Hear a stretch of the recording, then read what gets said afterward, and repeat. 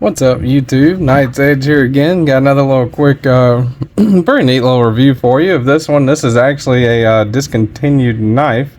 Before I get too far into it, thanks for everyone that's subscribed to the channel. Hit the like button if you like the content, and subscribe if you want more of it.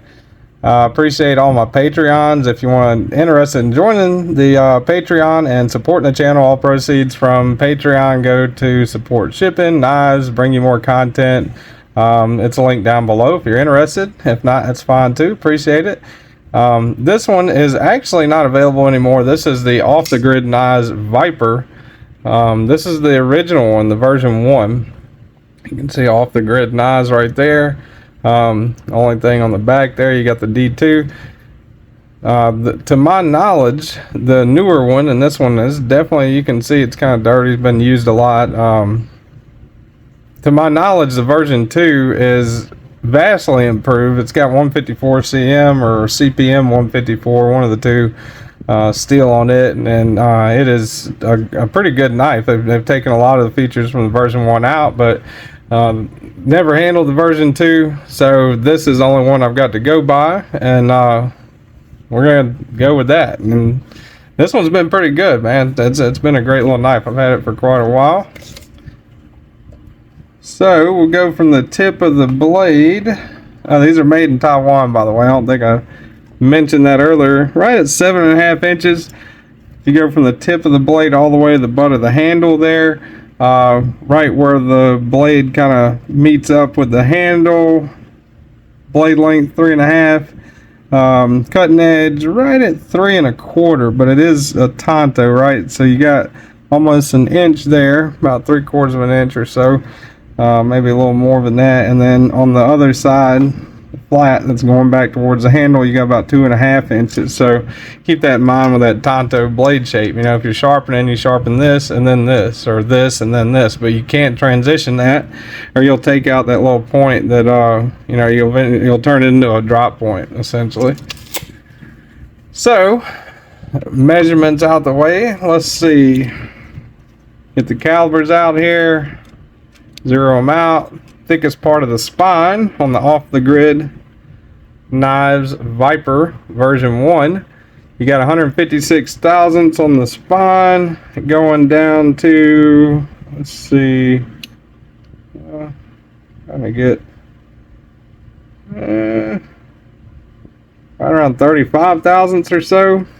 Let's check that again up here, around 33 thousandths up there. So not especially thin and slicey.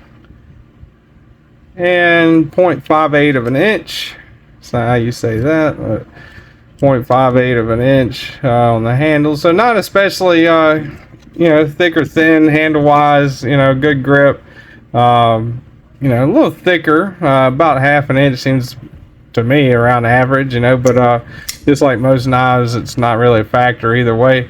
It is not really super thin blade stock, which is kind of a downfall when it comes to sliciness. Now it is tapered down, if you want to call that a hollow grind, you know, from there. Maybe even a compound grind since you got the tanto going on, but not really. All right, there's no segmented grind line right there. So a thicker tip, you know, which is a good thing about not having a super slicey stock, I guess, is you do have a little bit extra tip strength there. Well, let's do size comparisons. We got the Spyderco Paramilitary 2, Spyderco Para 3. So you can kind of tell there it is seemingly right in between the two, right? Seems a little closer overall lengthwise to the Para 3, but definitely a lot more cutting edge, and almost right at the same amount of cutting edge as the PM2, right? Put those up. Check it out next to the Ontario Knives Rat Model 2 and the Ontario Knives Rat Model 1. Last but not least, we'll go up against the Cold Steel Knives 8010 and the Demco Knives 8020.5. Closer to the 8020.5. Definitely not as bulky for sure as the 8010 by any means.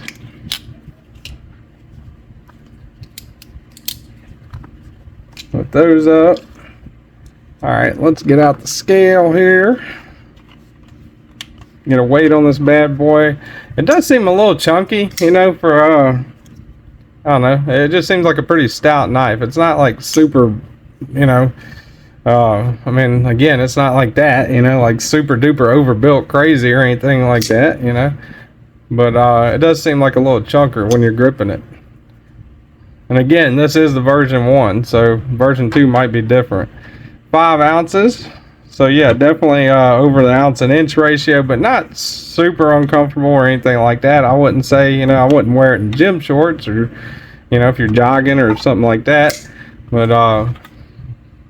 yeah, definitely a little chunker for sure, especially for the blade length. Check out the carry. Got the old blue jeans here. A very short, deep carry pocket clip. I really like that. Very low profile pocket clip. It's hidden all the way away, and doesn't go all the way out to here, you know, so it doesn't mess with your, you know, you can't. It's not a hot spot, you know. You can't really feel it when you're gripping the knife, so that's a good thing. Pivot is captive. That's a good thing too. Let's get out. I think it'll be. Let's see. Let's check the T8. Let's check the T8. Yep, T8 on the pivot. And I think these are going to be T6s. T6 on the body. And pocket clip T6. I think this one is also a T6. It's not a little feature I haven't mentioned yet. Alright, so T6 on everything else, T8 on the pivot, which is captive. That's a good thing. Just wish all the other hardware was T8. You just got to be careful when you're taking it apart. Looks like you got 1, 2, 3, 4, 5. You take the clip off, 6, 7, 8 screws total, plus this little safety here, and that's exactly what that is the safety. So whenever you push it out like that, if you push that up, you can't disengage it, right? It's a little safety. And you can take this off too. I guess that's why they put the torch there. If you don't like it, it is removable. You know, I don't know if you're supposed to do that or not, but they put that screw there, you know, so you can definitely do it. So yeah, and once you lock it like that, it's a little, I guess, a little extra measure of protection. Let's see, push it up. You can't push it up while it's closed, so that's a good thing. And I think if I remember right, whenever I first got this knife, this was fairly loose, and I had to tighten it down a little bit, I think, to keep it from being you know, too easily slid up or down, right? But all you gotta do is just tighten. If you don't want to use it at all, my suggestion, you know, is leave it off in the down, you know, in the off position, and then just tighten it really good, and it won't move around. It's running on bearings, you know, got a pretty smooth action. Your detent is right about there, right? So definitely that. Don't worry about that flipper, you know. Once you clear the detent, that's coming down. You got plenty of time to move your thumb, and it's got pretty good action.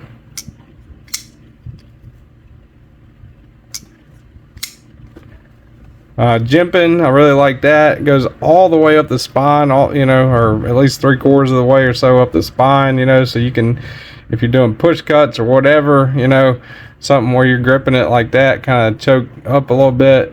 That jimping's really comfortable. Now you can't put your finger up, you know, choked all the way up, you know, because you'll be on that. You can put your, kind of rest it on that flipper a little bit, maybe, to get it in there a little bit better. But all the way back, you got a full 4-finger grip with a little bit of extra room. You know, if you got regular size hands, I guess I wear a large glove, which is pretty much average, I think, size hands. You know, so you shouldn't have no problem like that. D2s is steel on this one, and like I said, the version 2s are much improved with the probably some other improvements as well, but along with one of the improvements I know about is the 154 or CPM 154, whichever one it is, steel that they're using. Kind of makes a neat little, whenever you activate it too, kind of a unique little acoustic knife. little bit different anyway. So these are made in Taiwan. Off the Grid Knives Viper. This is a version 1. Like I said, I like this one a lot. You know, it's a really good knife. It's a little too chunky for me to recommend carrying it every single day, but you know, if you're in blue jeans, hiking, doing stuff in the yard or whatever, I don't see an issue with it at all. But I'm not going to put it on my most recommended knives playlist. You know, one of the reasons being that it is phased out by the version 2, and I haven't got to check out the version 2 yet. But the version 1 Off the Grid Viper is a pretty good knife, you know, and I'm sure the version 2 with that 154 upgrade is really nice. Also, the texture, and I don't know if I mentioned or not, this is really good texturing on this G10. You know, it's a nice texture and well-rounded, contoured. You know, feels super comfortable in the hand on that G10, so that's good too.